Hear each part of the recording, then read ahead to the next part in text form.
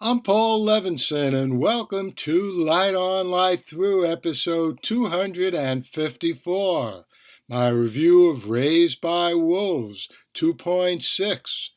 This is the sixth of 8 episodes of this second season, and it was easily the most and the least science fictional of any of the episodes in the first and second seasons of Raised by Wolves so far, which is saying a lot since the whole series has been pushing the limits of science fiction into fantasy from the very beginning.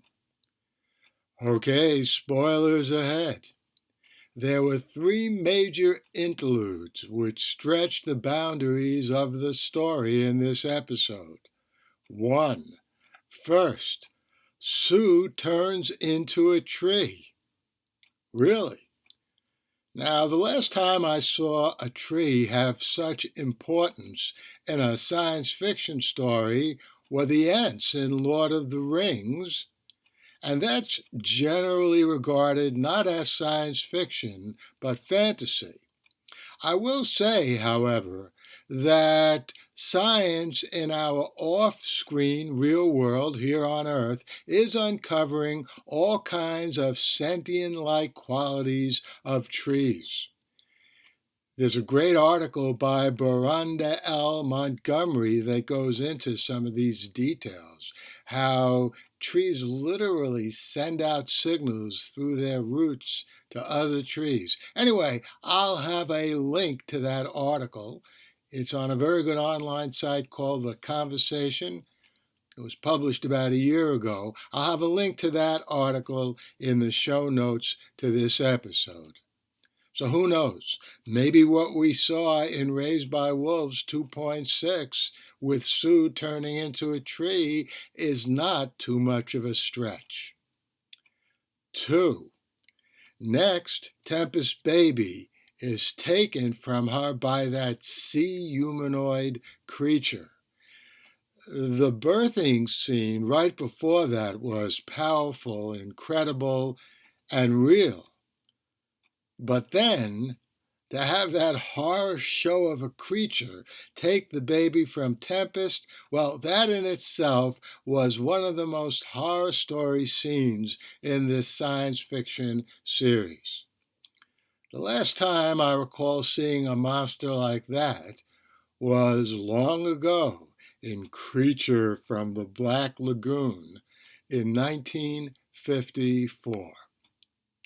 And the third important event in episode 2.6 of Raised by Wolves was the further development of the mother-like android, now dubbed Grandmother.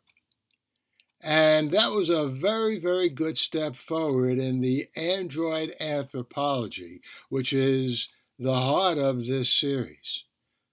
Of course, Father loves her, the new android, or old android brought back to life. There's too much of Mother in her for Father not to love her. So the big question now is, to what extent does this new android have a mind of her own? Clearly, Mother and Father do vis-a-vis one another, so we'll just have to see. And presumably we'll also find out when in human history this android was brought to this planet, if indeed she was brought there. Well, I'll see you back here next week with my review of the next episode, 2.7 of Raised by Wolves. And I hope you enjoyed this brief review of Raised by Wolves 2.6. I will be back here next week with my review of the next episode. But well before then, hey, Picard is back for a second season. And I'll be reviewing the first episode of that, well, probably tomorrow. And then the new episode of Suspicion, and the new episode that's going to be coming up, well, maybe tomorrow, of that great new series in which people's lives are separated in a wild way in which their professional lives exist in one reality and their personal lives in another reality. And of course, I'm talking about Severance. I'll be reviewing that new episode here as well. In the meantime, stay safe, stay sound, do whatever you can for those people under siege in the Ukraine. And I'll see you back here soon. The Light on Light Through podcast.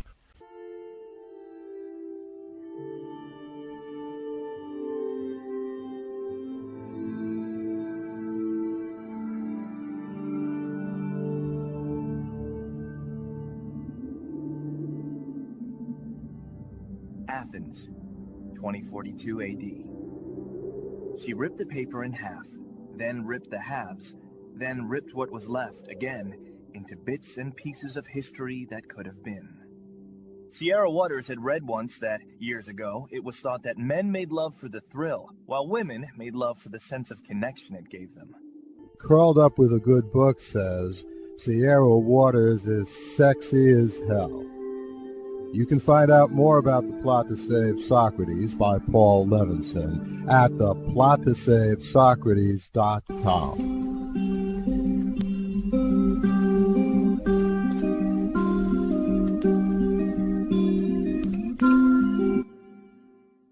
Paul Levinson Silk Code, about an ancient biotech war raging on in secret for centuries.